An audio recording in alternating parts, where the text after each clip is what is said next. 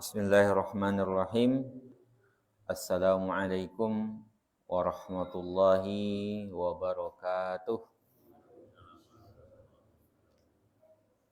Alhamdulillahirabbil alamin alladzi an'amana bi ni'matil imani wal islam. Asyhadu an la ilaha illallah wahdahu la syarikalah wa asyhadu anna Muhammadan abduhu wa rasuluh. Wassalatu wassalamu ala rasulillah wa ala alihi wa ashabihi wa man tabi'ahu bi ihsanin ila yaumiddin amma ba'du. Rabbi shrah li sadri wa yassir li amri wahlul 'uqdatam min lisani yafqahu qawli. Rabbi zidni ilma warzuqni fahma. Sekarang kita melanjutkan pembahasan kita, Pak. Kemarin kita membahas tentang qasrus shalah, ya, tentang mengqasar salat dalam perjalanan. Terus sekarang kita masuk di al-jam'u bainas salataini, ya, menggabungkan, menjamak di antara dua salat, ya. Menggabung jamak.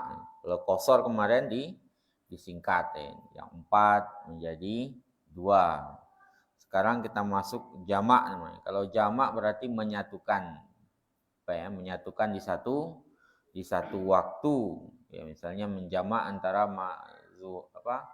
zuhur dengan asar, itu bisa dilakukan di waktu asar atau bisa dilakukan di waktu zuhurnya. Kalau waktu zuhur namanya takdim di depan, kalau di asar berarti apa?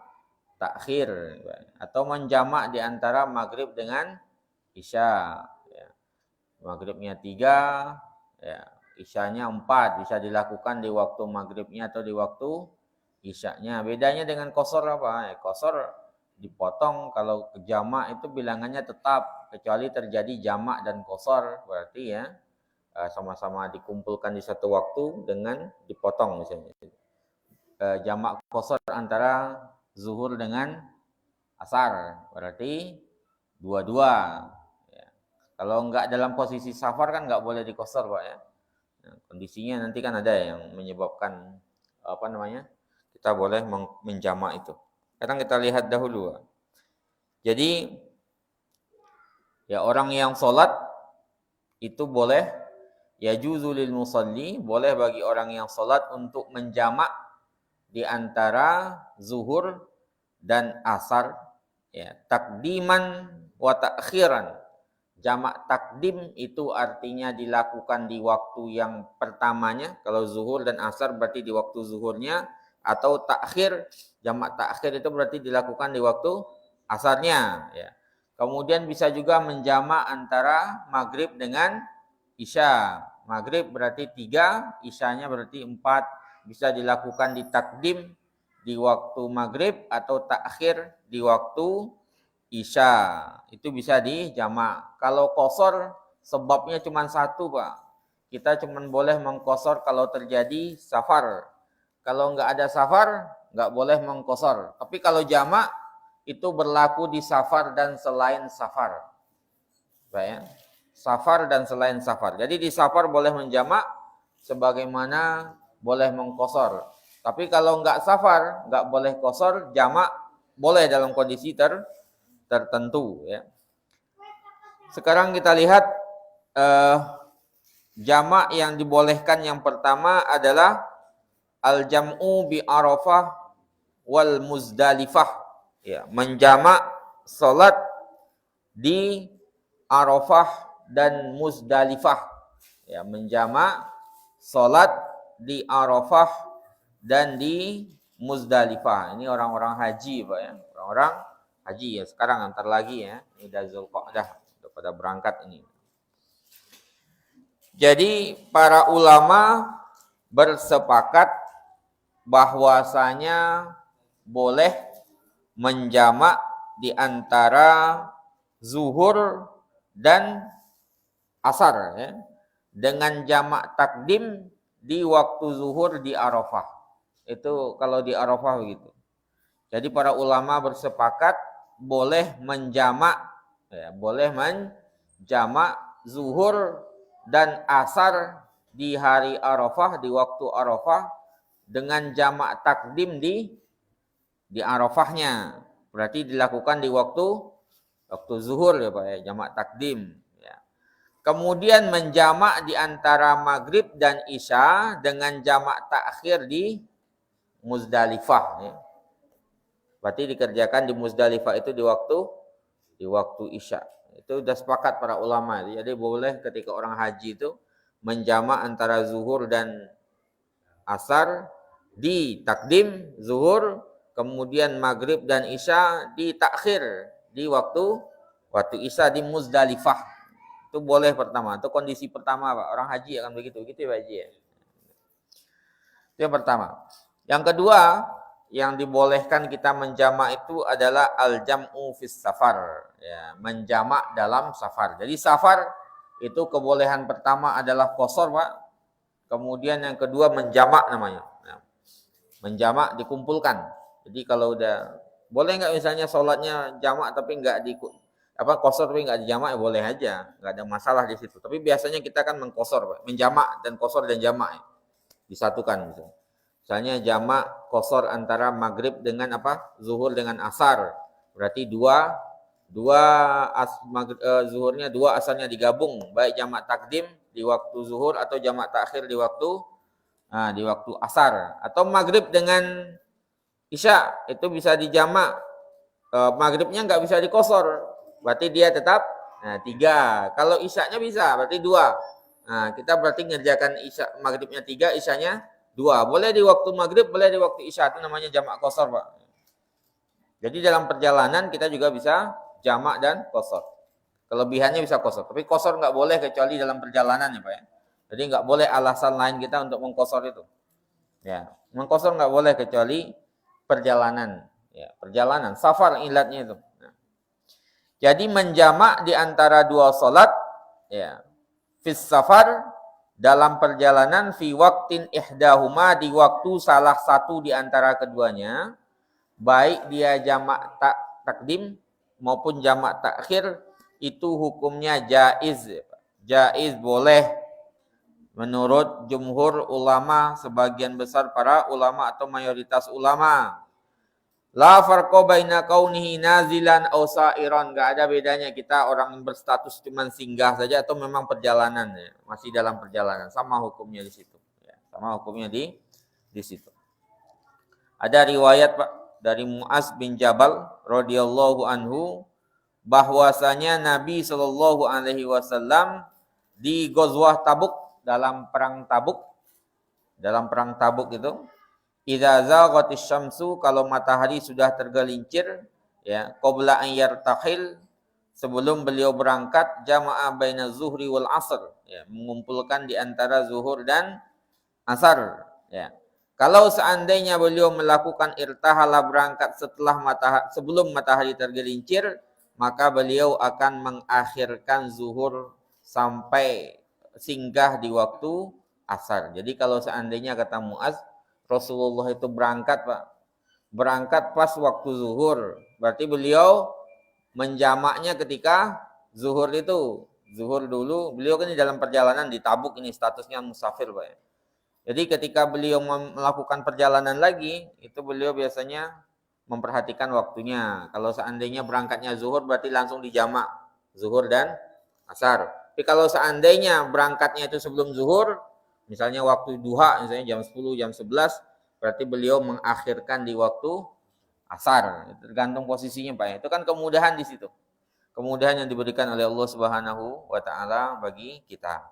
Maghrib juga begitu. Kalau seandainya idza ghabatis syamsu, kalau seandainya matahari sudah terbenam, qabla an yartahil, sebelum beliau melakukan rihlah, jama'a bainal maghrib wal isya, beliau mengumpulkan maghrib dan isya. Jadi kalau seandainya maghrib sudah masuk, berarti maghrib dulu, maghrib dan isya dijamak. Tapi kalau seandainya beliau berangkat sebelum matahari terbenam, maghrib belum masuk, berarti biasa-biasanya beliau akan menjamak di waktu isya, di waktu isya. Itu keringanan Pak, keringanan yang Allah Subhanahu wa taala berikan kepada umatnya. Hadis diriwayatkan oleh Abu Dawud, At-Tirmidzi dan dikatakan hadis hasan ya.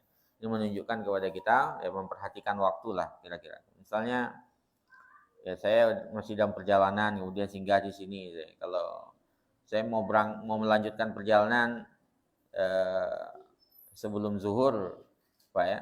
Kira-kira jam 10 atau jam 11, berarti nanti saya zuhurnya ditunda saja di waktu asar. Dijamak di asar. Zuhur dulu tetap, urutannya tetap ya Pak ya. Nah, ketika saya misalnya mau melakukan perjalanan, waktunya sudah zuhur, berarti saya zuhur duluan sekalian asar. Gitu. Maghrib juga gitu. Seandainya saya berangkat maghrib, ya misalnya berhenti di sini, status dalam perjalanan, ya udah saya sekalian maghrib dan isya, gitu. Tapi kalau seandainya berangkatnya dari perjalanan istirahat sebentar itu mau jalan itu masih jam 4, setengah 5 masih lama waktunya, berarti nanti dijamak di isya saja, Pak. Di isya saja. Begitu ininya ya Pak ya, hitung-hitungannya. Bismillah.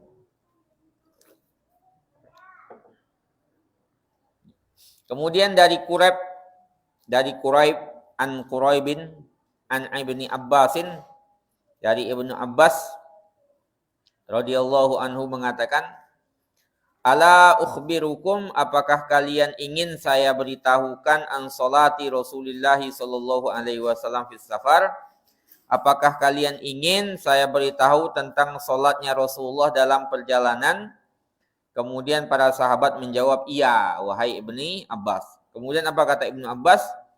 Idza zaghat lahu syamsu fi manzilihi, kalau seandainya matahari sudah tergelincir, ya Pak ya. Tergelincir apa namanya? Udah masuk waktu zuhur. Fi manzilihi, di rumahnya, jama'a baina zuhri wal asar qabla an yarkab. Maka beliau sebelum melakukan perjalanan sudah masuk waktu zuhur, berarti beliau menjamak zuhur dan asar di waktu di rumahnya. Tapi belum mengkosor ya Pak ya, karena beliau belum meninggalkan rumahnya. Cuman sudah dijamak. Misalnya saya berangkat sekarang, taruhlah sini rumah saya Pak. Saya mau ke Jakarta. Mau berangkat zuhur, berarti saya sholat zuhur dulu di sini, ya 4 rakaat, kemudian langsung dijamak dengan kalau belum melakukan perjalanan berarti masih 4 Pak. Ya, 4 ya, masih 4 ya jamak di situ. Ya, sebelum meninggalkan kampung ini ya. Kalau meninggalkan kampung baru nanti dihitung. Atau misalnya saya jalan dulu keluar, bisa. Keluar dulu dari kampung Pak ya. Nah, ya mulailah perjalanan sebentar, nanti berhenti di masjid mana di keluar itu, Jogja itu. Nah, kita bisa di situ. Kita udah mulai mengkosor berarti bisa 2. Kalau dari rumah berarti 4. 4 gitu ya. Rasulullah itu yang beliau lakukan, Pak. Ya, itu yang beliau lakukan. Kemudian wa idza lam tazil lahu fi manzilihi, kalau seandainya matahari belum terbenam, belum miring ya, belum masuk waktu zuhur di rumahnya, jama'a bainaha, ya. Mana dia tadi? Nah. Wa idza hanat lahul maghrib, ya. Wa idza lam tazik lahu fi manzilihi, jikalau seandainya belum masuk waktu zuhur, sara, maka beliau tetap melanjutkan perjalanan hatta idza hanat salatul asar, sampai jikalau ketika masuk waktu asar barulah beliau turun singgah kemudian menjamak antara zuhur dan asar. Jadi kalau seandainya berangkatnya sebelum zuhur, berangkat dulu, nanti berhenti di mana, baru pas waktu sholat asar menggabung di antara zuhur dan asar. Tapi tetap diperhatikan urutannya Pak ya. Jadi walaupun waktunya asar, tetap zuhur dahulu baru asar. Karena dia urutan itu, innas sholata kanat 'alal mu'minina kitaban mauquta, itu urutan itu bagian dari yang ditentukan oleh Allah Subhanahu wa taala. Sama Pak, dalam riwayat itu juga dijelaskan, wa idza hanat lahul maghrib, kalau sudah masuk waktu maghrib, fi manzilihi, di rumahnya, maka beliau menjamak di antara maghrib dan isya. Kalau seandainya belum masuk waktu maghrib di rumahnya, maka beliau melakukan perjalanan sampai ketika masuk waktu isya, sehingga kemudian menjamak di antara keduanya. Hadis diriwayatkan oleh Ahmad, Syafi'i dalam musnadnya dan selainnya. Jadi perlu kita perhatikan di situ ya. Jadi kalau seandainya dari rumah, berarti kita belum ada keringanan untuk rukhsah ya Pak. Walaupun ada pandangan itu boleh memang. Pandangan itu kan sebelum-sebelumnya kita bahas, tapi kan pandangan yang jumhur ulama mengatakan keluar dulu dari kampung itu Pak ya. Maka kalau kita sejak awal dari rumah, karena memang akan kesulitan, saya berangkat pakai pesawat lah taruh gitu ya Pak. Nanti perkiraannya ya pakai pesawat lah. kayaknya nyampe di mana gitu baru maghrib. Kita memang mendingan sholat di sini dulu, yang 4 berarti. Karena kita belum keluar dari batas bolehnya untuk mengqashar itu. Jadi sholat zuhur 4 langsung dijamak dengan asar 4.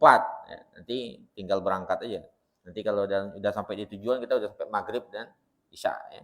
Atau itu. Jadi itu perlu diperhatikan. Tapi kalau seandainya kita mau mengqashar ya keluar dulu dari batas wilayah ini. Nanti singgah di masjid mana, kan masih ada waktu sebenarnya kan, nggak jauh-jauh juga keluar dari sini Pak. Nah, kemudian bisa kita berarti 2-2. Kalau masih di rumah berarti 4 itu mungkin perlu diperhatikan. Kita memegang pandangan jumhur Pak ya, pandangan jumhur ulama, walaupun ada yang mengatakan ya sejak di rumah sudah boleh mengqashar, tapi kuatnya itu ya keluar dulu dari ini ya, berdasarkan riwayat lain kemarin dari Rasulullah SAW, beliau kalau masih di rumah itu baru masih sempurna. Kalau udah keluar dari Madinah baru mulai mengqashar itu. Oke, itu yang perlu diperhatikan. Kemudian ya wa idza sara qabla an tadhi'a asy-syams, jikalau ini lanjutannya, jikalau beliau melakukan perjalanan setelah matahari ya masuk waktu zuhur, qabla an tadhi', sebelum masuk waktu zuhur maka beliau mengakhirkan zuhur sampai dikumpulkan dengan asar di waktu asar. Diriwayatkan oleh Baihaqi dengan sanad yang jayyid. Wal jam'u bainas salataini bi uzris safar, menjamak di antara dua solat karena uzur safar Pak, itu merupakan masalah yang masyhur ya, perkara yang masyhur dan memang dilakukan oleh para sahabat dan tabi'in ya. Itu dilakukan Pak oleh para sahabat dan tabi'in, menjamak solat ya, dalam perjalanan. Yang ini tuh yang mempermasalahkan jamak itu sebenarnya siapa ya?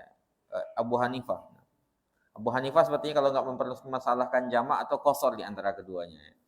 Bahkan beberapa ulama itu mengatakan sebenarnya kita dalam perjalanan itu lebih membutuhkan jamak daripada qashar. Ya. Lebih membutuhkan jamak, kenapa ya? Karena kadang-kadang susah berhenti gitu Pak ya. Jadi jamak itu membantu sekali. Diriwayatkan oleh Imam Malik dalam Muwatta dari Muaz bin Jabal radhiyallahu anhu bahwasanya Nabi sallallahu alaihi wasallam akhara shalah, beliau mengakhirkan salat dalam ghazwat Tabuk ya. Yauman, sehari. Kemudian beliau keluar, kemudian salat zuhur dan asar disatukan, dijamak ketika itu. Kemudian beliau masuk lagi, kemudian keluar lagi menjamak, mengerjakan sholat maghrib dan isya dengan cara yang jamak. Kemudian Imam Syafi'i mengatakan kata-kata masuk dan keluar itu menunjukkan bahwasanya beliau itu sedang posisi singgah dalam perjalanan. Singgah dalam perjalanan. Ibnu Qudamah mengatakan dalam Al-Mughni setelah menyebutkan hadis ini, ya, berkata Ibnu Abdul Bar, hadza hadisun sahihun sabitul isnad. Ini adalah hadis sahih yang sabit, yang sahih pensanadannya. Nah, sahih pensanadannya yang kuat Pak, yang bisa dijadikan hujah di dalam hal ini. Oke, intinya apa? Bahwasanya dalam perjalanan kita diizinkan untuk menjamak ya, sebagaimana kita diizinkan untuk mengqashar. Wala tushtaratu an-niyah fil jama' wal qashar, dan tidak disyaratkan niat untuk jamak dan qashar itu Pak. Ya, kenapa enggak disyaratkan? Itu dijelaskan oleh Ibnu Taimiyah ya. Dan ini adalah pandangan mayoritas para ulama ya. Nabi Shallallahu alaihi wasallam ketika sholat dengan para sahabatnya jamak dan qashar, itu Nabi enggak pernah memerintahkan seorang pun sahabat untuk berniat jamak dan qashar. Ya. Tetapi ketika beliau keluar dari Madinah menuju Makkah, beliau langsung sholat 2 rakaat ya, tanpa menjamak. Kemudian beliau sholat bersama para sahabat zuhur di Arafah dan tidak mengajarkan, memberitahu mereka kalau ingin sholat asar langsung setelahnya. Tiba-tiba aja Pak, tiba-tiba langsung gitu ya. Jadi enggak diniatkan sebelumnya. Summa shalla bihim al-asr wa lam yakunu nawau al-jama' wa hadza jam'u taqdim ya. Jadi beliau sholat asar dan sama sekali tidak meniatkan jamak. Ya, ini adalah jamak takdim. Jadi memang tidak disyaratkan di situ. Ya, langsung saja Pak. Berdasarkan riwayat juga dari ketika Rasulullah SAW meninggalkan Madinah, shalla bihim Nabi sholat bersama para sahabatnya di Zulhulaifah mengerjakan sholat asar 2 rakaat dan beliau tidak memerintahkan para sahabatnya untuk niat qasar. Jadi ya langsung saja Pak, niat qasar ya. Qasar udah dapat perjalanannya langsung ya. Sejak awal kita sudah mendapatkan keringanan itu tanpa perlu diniatkan ya. Tanpa perlu diniatkan. Itu pandangan jumhur ulama. Wa ammal mualah, sedangkan apakah harus langsung kalau jamak itu dalam artian kita zuhur kemudian langsung berdiri sholat gitu, asar. Nah, ini ada juga beberapa pandangan dari para ulama. Pandangan yang paling kuat, annahu la tushtaratu bihalin, tidak disyaratkan seperti itu ya. Tidak langsung mualah ya, mualah itu artinya assalamualaikum waalaikumsalam langsung berdiri, itu enggak disyaratkan ya. Tidak disyaratkan seperti itu. La fi waqtil ula wala fi waqtis tsaniyah, baik dikerjakan di waktu zuhurnya atau di waktu asarnya, maghribnya atau isyaknya, sama saja.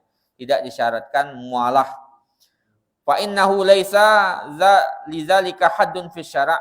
Ya. Kemudian itu juga enggak ada hadnya, batasannya dalam syariat. Kemudian kalau dipaksa harus mualah itu justru menghilangkan tujuan dari rukhsah itu sendiri.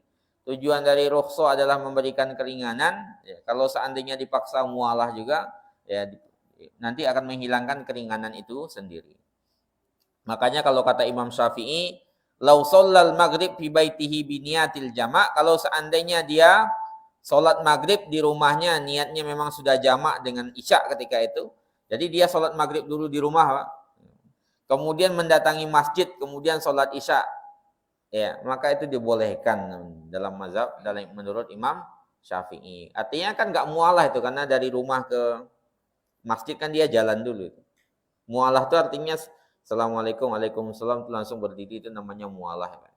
Mualah dalam wudhu itu kita kan, langsung ya. Nah itu juga para jumhur ulama mengatakan itu tidak disyaratkan. Jadi keringanan jamak yang kedua yang bisa kita lakukan adalah jamak di dalam safar. Gambarannya tadi Pak ya. Jadi gambarannya menyatukan 2 sholat. Bedanya nanti kalau seandainya kita sudah berstatus dalam perjalanan, maka yang 4 rakaat bisa dijadikan 2 rakaat. Itu bedanya di situ. Tapi kalau seandainya kita belum melakukan perjalanan, masih di rumah, berarti bilangannya sempurna. Bedanya itu Pak ya. Nah, jadi kalau qasar itu memang khusus perjalanan. Qasar memendekkan dari 4 menjadi 2 itu khusus di dalam perjalanan. Kalau jamak nanti itu berlaku untuk perjalanan dan di luar perjalanan. Di luar perjalanan juga berlaku jamak itu. Ya. Nah, jamak dalam qasar boleh hukumnya.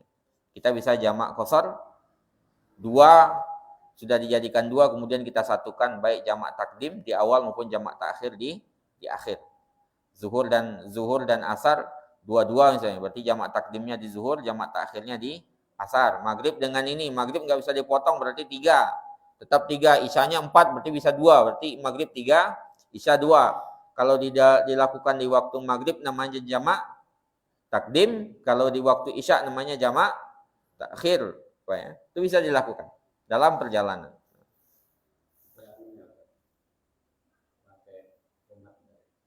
Gimana Pak? Gini. Jadi ketika sholat itu ya disunahkan qomat memang setiap sholat. Tapi azannya kalau memang mau diazankan kan salah satu sunnah dalam ini juga azannya. Sebelumnya kayak pernah kita bahas masalah azan. Itu cukup sekali azan. Kalau mau diazankan. Kalau enggak ya langsung qomat itu aja. Kalau seandainya di masjid itu sudah selesai azannya, kita enggak usah azan lagi. Qomat pas ini kemudian berdiri qomat lagi. Memang begitu. Sholatnya berjamaah diikomati Pak ya. Diikomati. Itu yang kedua Pak. Kemudian jamak itu juga boleh al-jam'u fil matar. Jamak gara-gara hujan ini mungkin ya sebagian mungkin sudah ada ya. Biasanya Muhammadiyah ini. Jamak fil matar ya. Jamak fil matar. Ini memang ada Pak, jamak fil matar itu. Memang jadi pembahasan para ulama itu. Jamak di dalam matar. Ada beberapa pandangan di situ ya Pak ya. Nah, diriwayatkan oleh Al-Asram dalam sunnahnya dari Abi Salamah dari Abdurrahman annahu qala minas sunnah, di antara sunnah itu idza kana yaumun matir, jikalau hari hujan lebat Pak ya, ayya jama' bainal maghrib wal isya, dijamak antara maghrib dengan isya. Jadi mereka juga akan berbeda nanti, yang dijamak boleh ketika hujan itu apakah maghrib dan isya saja atau zuhur dan asar juga. Kalau maghrib dan isya itu alasannya gelap tuh. Ya, gelap, hujan, gitu ya. Kalau maghrib, kalau zuhur asar kan masih terang kata mereka. Ya, masih. Makanya kalau pandangan riwayat dari Al-Asram dalam sunnah ini, dari Abu Salamah bin Abdurrahman, mengatakan di antara sunnah itu, kalau seandainya hujan lebat, ya menjamak di antara maghrib dan isya. Ada riwayat Bukhari juga, Pak.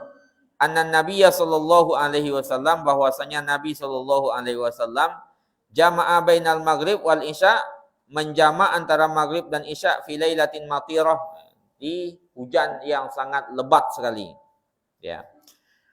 Tapi inti dari mazhabnya apa, Pak? Kesimpulan dari mazhab itu apa? Dalam masalah ini pertama mazhab Syafi'i mengatakan, ya, Syafi'i berpandangan, mazhab Syafi'i, tajuzu lil mukim al jam'a baina zuhri wal asar wal maghrib wal isya jam'a takdimin faqat. Boleh bagi orang yang mukim, yang enggak safar, tadi kita bilang jamak itu enggak cuma safar ya, mukim. Boleh bagi orang yang mukim menjamak, ya, antara zuhur dengan asar, maghrib dengan isya, tapi bolehnya cuma jamak takdim, Pak. Itu dalam mazhab Syafi'i itu. Jadi maghrib zuhur dengan asar, berarti bolehnya di ketika hujan lebat itu di zuhur. Maghrib dengan isya berarti bolehnya di maghrib itu. Tapi bisyartin, ada syaratnya. Syaratnya apa? Bagi imam dalam mazhab Syafi'i ini, Pak, ya, bukan Imam Syafi'i tapi mazhab Syafi'i. Bisyarti wujudil matar indal ihram bil ula. Adanya hujan ketika takbiratul ihram di solat yang pertama. Wal faraq minha, selesai dari solat juga masih ada hujan. Jadi Allahu Akbar waktu maghrib bisa, Pak, ya, atau waktu zuhur. Allahu Akbar. Kemudian hujan lebat. Hujan lebat sekali. Sampai selesai dari solat masih hujan, kemudian langsung apa? Langsung mulai dengan dijamak, maka ketika iftitah yang kedua itu masih hujan, berarti boleh dijamak. Tapi kalau seandainya Assalamualaikum waalaikumsalam tiba-tiba hujan berhenti, berarti nggak boleh ketika itu. Ya, itu syaratnya dalam mazhab Syafi'i. Jadi dalam mazhab Syafi'i yang boleh dijamak ketika hujan tuh zuhur dan asar, maghrib dan isya, bolehnya jamak takdim. Jamak takdim berarti di zuhur atau di isyanya, tapi ada syaratnya hujan. Hujannya kapan? Hujannya sejak takbiratul ihram di sholat yang pertama, di maghrib atau di zuhur. Nah, kemudian selesai sampai selesai. Kemudian ketika selesai, ketika langsung jamak dengan asar atau isya itu, Allahu Akbar, hujan masih ada. Berarti masih oke. Misalnya ketika ruku, hujannya sudah berhenti, tetap dilanjut, nggak masalah itu. Karena sejak awal sudah itu. Itu dalam mazhab Syafi'i, Pak. Dalam mazhab Syafi'i. Gimana, Pak? Iya, berjamaah di masjid. Ya, berjamaah.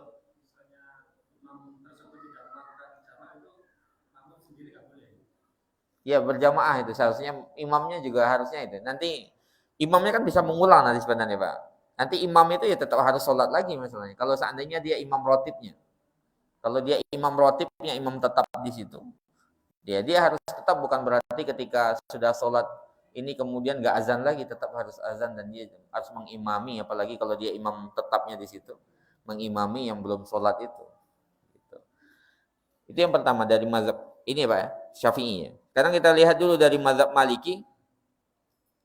Kalau menurut Imam Malik boleh jamak takdim di masjid, ya, di antara maghrib dan isya, ya. Zuhur dan asar nggak boleh menurut mazhab Malik itu. Dalam mazhab Malik yang boleh cuman maghrib dan isya, dan itu bolehnya takdim.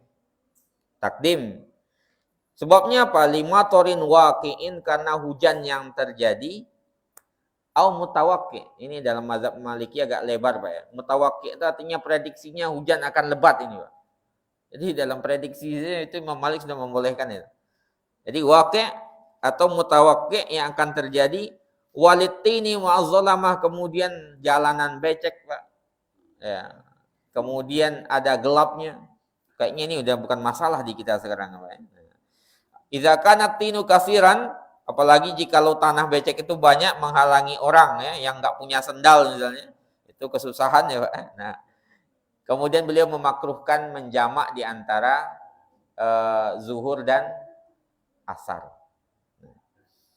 Itu pandangan kedua. Kalau mazhab Hambali itu boleh menjamak di antara maghrib dan isya saja, takdiman wa takhiran, baik di waktu maghrib atau di waktu isya. Kalau Imam Hambali lebih ini lagi ya. Kalau tadi cuma jamak takdim, sekarang takhir juga boleh dalam mazhab Hambali itu, Pak. Karena ada salju ya, atau misalnya dingin yang sangat ini sekali, atau di sini juga tergenang air banjir, Pak. Atau misalnya hujan. Hujannya batasannya apa menurut Imam Hambali itu alladzi yaballu siyab, yang membasahi baju. Jadi kalau kita jalan itu baju basah, itu hujan lebat banget, itu udah mazhab Hambali sudah membolehkan itu ya. Nah, cuman ini keringanan kalau dalam kitab ini dijelaskan. Sebagian itu secara umum memakai ini, Pak. Tapi dalam kitab ini dijelaskan itu khusus ya. Bagi orang yang biman yusolli jama'atan fil masjid, bagi orang yang sholat berjamaah di masjid. Sudah datang maghrib kemudian tiba-tiba hujan gitu ya. Ya, kenapa? Yaksud min ba'idin ya. Yang dia datang dari jauh, ya ta'azzabil matar fi tariqi, yang dia akan terganggu ya. Apa namanya istilahnya? Ya terkena bencana lah Pak ya. Terganggu dengan hujan itu dalam perjalanannya. Sedangkan orang yang memang sudah di masjid Pak ya. Fa'amma man huwa fil masjid, sedangkan orang yang sudah di masjid ya, atau yang sholat berjamaah di rumahnya, atau yang bisa berjalan ke masjid mustatiron bisyai'in, pakai payung ya, atau bisyai'in atau dengan sesuatu, atau memang sudah ada di masjid atau rumahnya aukan al masjid biba bidarihi, atau masjidnya di depan pintunya. Nah, itu fala yajuz. Kalau Syekh Sabiq itu enggak membolehkan itu. Jadi ya, kalau beliau begitu pandangannya. Kalau Syekh Sabiq ya, itu walau orang yang sudah memang sejak awal memang sudah di rumah di masjid itu Pak ya. Atau memang dia sholat jamaah di rumah. Kalau di rumah kan enggak boleh Pak ya. Di rumah ngapain juga di jamaah gitu. Atau memang yamsi ilal masjid mustatiran bisya'in, dia bisa ke masjid itu dengan payung, mantel. Sekarang kayaknya udah selesai lah masalah kayak gitu Pak. Aukanal masjid, atau masjid itu di depan rumahnya. Nah, ini menjamak ngapain? Datang ke rumah langkah langsung datang gitu Pak. Nah, itu enggak ada. Itu untuk saya Sabiq enggak didapatkan keringanan itu. Tapi kok ada hukumnya gitu ya. Memang untuk kejadian kalau seandainya memang itu terjadi ya, keringanan. Makanya kayak Tarjim Muhammadiyah memfatwakan seperti itu ya, salah satunya alasan seperti itu. Ya. Allahu a'lam bishawab. Tapi intinya secara dalil ada itu Pak ya. Nah, pandangan para ulama di situ ada terkait dengan menjamak karena hujan. Tapi kita insya Allah udah ini ya, payung sudah ada, ya mantel, kendaraan sudah mewakili lah. Tapi kalau seandainya nanti lampu mati semua nggak ada, itu memungkinkan itu terjadi, ya Pak ya. Kan memungkinkan itu. Nah, balik lagi misalnya, hujan lebat, kemudian lampu mati semua, ya Pak ya. Ya udah jamak aja langsung berarti. Nah, kan nggak mungkin juga kita menanti duduk lama menunggu isya di sini duduk ya Pak. Nggak ada lampu, nggak ada apa. Itu memungkinkan. Tapi itu ya Pak ya. Kita bisa menilai sendiri lah kondisinya. Kemudian yang keempat, al-jama' bisa babil marad awil uzur. Menjamak solat karena sakit dan uzur. Karena sakit dan uzur. Imam Ahmad dan Qadi Husain dan Al-Khattabi, kemudian Al-Mutawalli dari mazhab Syafi'i membolehkan jamak baik takdim maupun takhir karena alasan sakit, Pak. Sakit yang seperti apa? Sakit yang memang enggak memungkinkan dia untuk sholat pada waktunya tersebut. Ya, biasanya sakitnya agak parah itu, bolak-balik itu kan agak mensusahkan, Pak. Misalnya puyeng sekali bilangnya atau apalah kondisi yang pokoknya kita tahulah kondisi seperti apa. Jadi jangan, kalau cuman masih demam standar biasa atau flu itu ya jangan dijadikan alasan untuk jamak. Tapi kalau seandainya memang udah parah, habis kecelakaan apa itu memungkinkan untuk itu. Ya, kenapa? Karena kesulitannya lebih sulit daripada hujan, kata dalam mazhab Syafi'i itu, li'annal masyaqqah fihi asyad minal matar. Karena kesulitannya lebih sulit daripada hujan. Hujan saja masih ada keringanan, apalagi kalau udah sakit seperti itu. Sakit yang memungkinkan gitu ya. Dikatakan oleh Imam An-Nawawi wa huwa qawiyyun fid dalil. Dia kuat dalam dalilnya. Dalam Al-Mughni Ibnu Qudamah dikatakan al-marad al-mubih lil jama', penyakit yang membolehkan untuk dijamak itu adalah huwa ma yalhaquhu bihi ya bi ta'diyati kulli salatin fi waqtiha masyaqqah. Yang jikalau seseorang mengerjakan salat pada waktunya dia akan kesulitan. Kesulitan misalnya turun itu Pak, itu dapat keringanan gara-gara kesulitan itu ya. Kesulitan itu yang menyebabkan dia bisa menjamak salatnya. Ya. Bahkan Pak di sini ya, wa tawassa'al Hanabilah, mazhab Hambali itu malah lebih melebarkan masalahnya.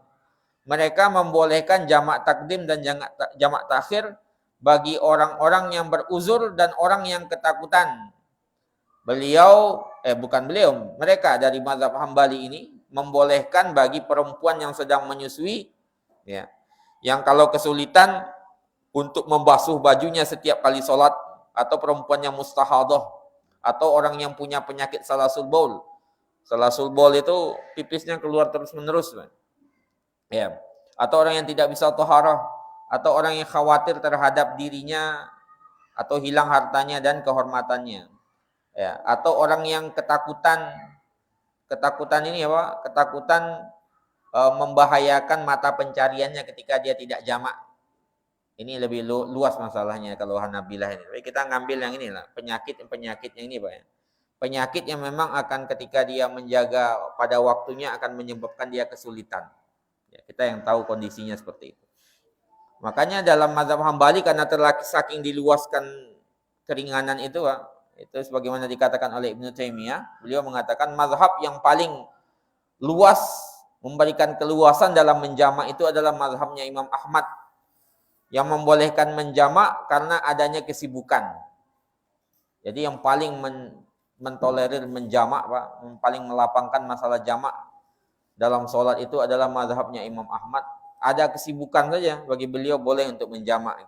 Nah, itu diriwayatkan sebagaimana riwayat An-Nasa'i ya, dimarfu'kan kepada Nabi mengatakan yajuzul jam'u boleh menjamak aidan. Ya, boleh menjamak juga li tobbakh. Tobbakh itu tukang masak. Wal khabbaz, tukang buat roti. Ya, mimman yakhsha fasadu malihi, yang dikhawatirkan rusak hartanya. Tapi ini agak berlebihan Pak ya. Memang terlalu tawassu, terlalu perluas ya. Makanya kita ngambil pandangan dari dari Al-Mughni atau mengutip dari mazhab Syafi'i itu, orang yang yang penyakitnya itu memang kalau dilakukan pada waktunya akan menyebabkan dia kesulitan di situ. Itu menjadi patokannya, kesulitan itu. Kesulitan tersebut. Kemudian yang berikutnya Pak, ya ini terakhir ya sebelum masuk waktu. Ini al-jama' lil haja. Kita menjamak karena kebutuhan. Ada hajat di situ. Ya. Dalam Imam Nawawi menjelaskan dalam Syarah Muslim, sekelompok imam berpandangan bolehnya menjamak ketika tidak dalam perjalanan karena kebutuhan lil haja. Ini adalah pandangannya Ibnu Sirin, dari ashab Malik, kemudian dihikayatkan oleh Al-Khattabi dari Al-Khuffal, kemudian Asy-Syafi'i Al-Kabir dari mazhab Syafi'i, dari Abi Ishaq Al-Marwazi, dari sejumlah ulama ahlul hadis, ashabul hadis, dan juga pilihan dari Ibnul Munzir. Dikuatkan juga oleh zahir dari perkataan Ibnu Abbas ya. Arada alla yuharrij ummatahu, Nabi tidak ingin memberatkan umatnya, Nabi tidak ingin menyulitkan umatnya, falam yu'allilhu bimaradin wala wairahu, sehingga beliau tidak menjelaskan alasannya gara-gara sakit atau selainnya. Kan nanti ada riwayat Pak, Nabi itu pernah menjamak ya, ini ada riwayat ya, dari hadis Ibnu Abbas, diriwayatkan dari Muslim berkata, jama'a Rasulullah sallallahu alaihi wasallam baina zuhri wal asr wal maghrib wal isya bil Madinah. Nabi pernah menjamak di antara zuhur dan asar, maghrib dan isya di Madinah min ghairi khaufin wala matarin, tanpa khauf, tanpa dalam kondisi takut, bukan kondisi perang, wala matarin, enggak juga hujan. Ya. Dulu ada pandangan apa? Dulu di dosen UIN Jakarta itu. Almarhum Prof. Azumadi Azra, beliau pernah mengatakan apa itu? Orang buka puasa itu bisa menjamak. Ya. Dasarnya ini ya. Tapi ya jangan, nanti terlalu menggampangkan. Jamak itu boleh lah, tapi jangan terlalu digampangkan. Pernah kita sampaikan ya, Kita misalnya terjebak di jalan tol itu, kalau keluar dari mobil itu, nggak mungkin sholat di mobil toh. Keluar mobil nanti takut diklakson orang apa, itu memungkinkan untuk menjamak, tapi jangan dijadikan kebiasaan. Ya, kalau seandainya dilihat memang ini agak lapang memang masalahnya, Pak. Maka ini tadi. Nah, pernah suatu hari, Pak, dikatakan kepada Ibnu Abbas, ya, kenapa Nabi melakukan itu? Nabi menjamak zuhur dan asar, maghrib dan isya itu tanpa hujan dan tanpa nggak ada kondisi ketakutan perang ketika. Katakan Ibnu Abbas, "Madza arada bidzalika?" Apa yang Nabi inginkan? Nabi mengatakan, "Arada alla yuharrid ummatahu." Beliau tidak ingin untuk tidak mempersulit umatnya. Kemudian diriwayatkan oleh Bukhari dan Muslim juga, Pak, bahwasanya Nabi sallallahu alaihi wasallam shalla bil Madinah sab'an wa samanian. Nabi salat di Madinah 7 dan 8. Ya, maksudnya zuhur, asar, maghrib dan isya. Kemudian ada riwayat dari Muslim dari Abdullah bin Syakik. Jadi suatu hari Ibnu Abbas berceramah, Pak. Ya. Yoman setelah asar sampai matahari terbenam. Sampai matahari terbenam Ibnu Abbas masih ngomong aja. Artinya waktu maghrib sudah masuk, tapi dia masih ngomong. Sampai kelihatan ini bintang. Hatta badat an-nujum, wa badat an-nujum. Ya, sampai kelihatan bintang. Artinya sudah masuk malam itu. Orang-orang pada komentar, wajah alan-nas yaqulun shalah. Ini salat kayak gitu. Sekarang enggak ada jam ketika itu ya, salat gitu. Kok ceramahnya lama banget? Salat kapan gitu Ibnu Abbas. Kemudian Ibnu Abbas masih lanjut aja. Kemudian datang seseorang, Pak, seorang dari Bani Taimin, ya, bukan Tamim ya, Taim. Kemudian dia langsung berteriak, enggak mikir-mikir, langsung teriak, salat gitu. Marah Ibnu Abbas. Apa kata Ibnu Abbas? Atu'allimuni bis sunnah la atu'allimuni bis sunnah, ya gitu. Apakah kamu ngajarin aku sunnah Nabi? La ummalaka. Gitu ya. Semua qala, aku melihat ra'aitu Rasulullah sallallahu alaihi wasallam, aku melihat Rasulullah sallallahu alaihi wasallam menjamak di antara zuhur dan asar, maghrib dan isya. Ya. Kemudian Abdullah bin Syakik mengatakan, ucapannya Ibnu Abbas itu menyisakan sesuatu di hati saya. Gitu. Masa sih Rasulullah menjamak zuhur dan asar, maghrib dan isya? Kemudian Abdullah bin Syakik bertanya kepada Abu Hurairah, kemudian dibenarkan oleh Abu Hurairah, Pak ya. Gitu intinya. Jadi jamak itu, Pak, bisa dilakukan pertama kalau orang haji di tadi, Pak ya, di Arafah dan Muzdalifah ya, Pak Ji ya. Nah, Arafah dan Muzdalifah. Jadi ketika di Arafah adalah menjamak zuhur dan asar di waktu zuhur. Ketika di Muzdalifah menjamak antara maghrib dengan isya di waktu isya. Itu yang pertama. Yang kedua, gara-gara safar. Kalau safar ini jelas, Pak ya. Di safar itu kita mendapatkan dua keringanan. Pertama, qasar. Qasar itu artinya apa? Yang 4 menjadi 2. Jamak itu artinya dikumpulkan. Jadi dua-dua bisa kita kumpulkan di waktu zuhur atau asar, maghrib dan isya. Maghribnya tetap 3, isyanya bisa dipotong jadi 2, bisa di maghrib atau bisa di isya. Itu keringanan. Kemudian ketika hujan, ini memang menjadi masalah. Masalah yang dibahas oleh para ulama. Hujan, tapi dalilnya ada. Makanya sebagian mengatakan kalau seandainya ya tidak berlaku bagi orang yang masih bisa berpayung, masih bisa, adalah yang bisa, atau rumahnya di sebelah masjid, itu ya masjidnya tetap dihidupkan ya. Kalaupun ada yang menjamak nanti pas waktu sholatnya tetap harus dikumandangkan azan. Jangan nggak azan, jangan nggak azan. Sama lah kayak Jumatan dan sholat hari raya itu. Walaupun ada keringanan, kalau sudah hari raya nggak Jumatan kan tetap harus Jumatan, masjidnya tetap harus Jumatan. Mau datangnya sedikit mau banyak, Jumatan terus harus diadakan. Itu tugas masjid itu. Makanya imam dia harus standby terus dia. Itu jamak fil matar. Kemudian jamak gara-gara sakit dan uzur. Jadi sakitnya seperti apa? Sakit yang jikalau kita akan kesulitan, Pak, untuk sholat pada waktunya, maka kita memungkinkan untuk itu. Ya kita sendirilah yang menilai itu. Misalnya kecelakaan atau sakitnya sakit parah, kalau sholat di waktunya kayaknya akan menyulitkan kita, maka nggak ada masalah itu di jamak. Kemudian yang terakhir di jamak gara-gara hajat, tapi jangan dijadikan kebiasaan lah itu. kalau hajat itu apa-apa ya. Tapi sesekali boleh nggak ya boleh saja. Sebagian ulama membolehkan seperti itu. Allahu a'lam bishawab, Pak. Insyaallah di pertemuan selanjutnya kita masuk di Jumatan ini, Pak. Tentang sholat Jumat ya, insyaallah. Sholat Jumat dan pembahasannya. Ini sudah selesai, Pak. Oke. Saya mau tanya dulu. Oke. Ini kan Mas yang dibahas ini masalah sholat jamak sholat. Ini tadi kan saya ada kasus Ustaz ya. Bulan Okas ini. Saya tadi perjalanan dari Jawa Timur ke Jogja ini. Dalam satu mobil itu ada 6 orang. Terus pada waktu itu sampai di daerah Wonogiri ini sekitar jam 11 berapa itu. Setelah istirahat makan, kok orang dua itu ibu-ibu itu kok nggak masuk mobil kemana? Katanya kemana loh Bu? Saya sholat zuhur. Ini kan belum waktunya loh Bu. Dan perjalanan saya masih jauh Pak, saya mau ke sampai ke Purworejo. Nah itu orang yang tidak berilmu dalam hati saya itu. Makanya kajian-kajian seperti ini kan penting ya, karena kita harus paham masalah ini. Kalau tidak berilmu seperti itu dalam hati saya ya. Nah terus saya itu marah dengan saya. Kenapa Pak diingatkan? Namanya amar ma'ruf itu seperti itu. Itu kan nggak sah sebenarnya saya. Kok belum waktunya zuhur, ya. Kok nanti dijamak di Purworejonya aja. Itu nggak sah ya Pak suratnya itu. Kan belum waktunya masuk surat zuhur. Ya betul. Iya.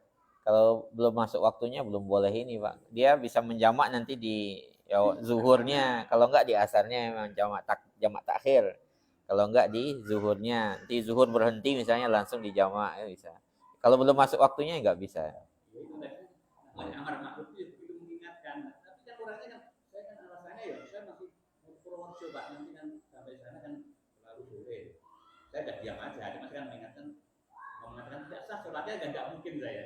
Nanti kecil saya karena tidak berilmu saja orang itu dan kita kan begitu saja. Ya mungkin karena belum mengilmui mungkin. Mengilmui, makanya kajian seperti ini, saya kira itu sangat penting sekali. Terus yang kedua, jarak ya untuk konser itu berapa ya? Solo Jogja ini boleh nggak? Tidak boleh lah. Ya kemarin sudah kita bahas itu Pak. Berapa? Kemarin itu kita bahas itu dengan alasan mutlakus safar karena adanya perbedaan di kalangan para ulama. Kalau berdasarkan hadis yang paling bisa dipertanggungjawabkan hadis Anas itu Pak 3 mil. 3 mil itu kalau kira-kira 1 mil itu 1,6, 1,7. Kalau 1 mil itu 1 farsakh. Sekitar 5-6 kilo itu dulu di zaman Nabi itu udah di qasar. Iya. Sekarang ya sebenarnya pada dasarnya sudah dibolehkan ya Pak. Intinya makanya dikatakan balik lagi kepada uruf kebiasaan kita. Kalau seandainya dari perjalanan saya misalnya ke Wonogiri misalnya, itu udah disebut safar dalam bahasa kita, dalam kebiasaan kita, maka itu udah masuk ke dalam kategori qasar. Tapi kalau seandainya saya cuma dari sini ke Ring Road sana itu, walaupun jaraknya mungkin sudah berapa kilo itu Pak, tapi dalam kebiasaan kita itu nggak disebut dengan safar, berarti nggak gitu. Nggak jangan qasar. Atau saya jalan ke kota kan udah berapa kilo itu. Cuman dalam kebiasaan kita nggak disebut dengan safar, maka belum berlaku. Tapi kalau ketika disebut safar itu berarti udah berlaku di situ. Karena ada jarak dilakukan para sahabat itu memang berbeda-beda. Kalau Rasulullah itu malah jarak pinggiran Madinah itu nggak sampai 5 kilo ketika itu kan Madinah kecil ketika itu. Sekarang kan Madinah udah besar, kecil dahulu itu. Sehingga pinggiran Madinah cuma kilo beliau sudah mengqasar, keluar dari Madinah harus qasar. Gitu, Pak. Makanya balik kepada uruf kebiasaan. Uruf kebiasaan itu dalam standar kita itu sudah disebut safar atau belum. Kalau seandainya sudah misalnya, kalau kayak di sini ke Solo apa udah safar atau belum? Atau sini ke Gunung Kidul, kita udah menyebutnya safar berarti udah berlaku qasar di situ. Ya gitu Pak. Memang standarnya seperti itu nanti. Kepada uruf karena dia mutlakus safar, bukan kesulitan ilatnya. Ya, bukan kesulitannya, mutlakus safarnya. Ya, mutlak safar. Perjalanan itu. Ya, kira-kira gitu Pak. Allahu a'lam bishawab. Oke. Kita cukupkan demikian Pak. Insyaallah pertemuan selanjutnya kita lanjutkan lagi di pembahasan tentang sholat Jumat ya. Atau kalau ada yang mau mempertanyakan nanti terkait dengan jamak dan qasar ya monggo. Kita tutup dengan doa kafaratul majelis. Subhanakallahumma wa bihamdika asyhadu an la ilaha illa anta astaghfiruka wa atubu ilaik. Assalamualaikum warahmatullahi wabarakatuh.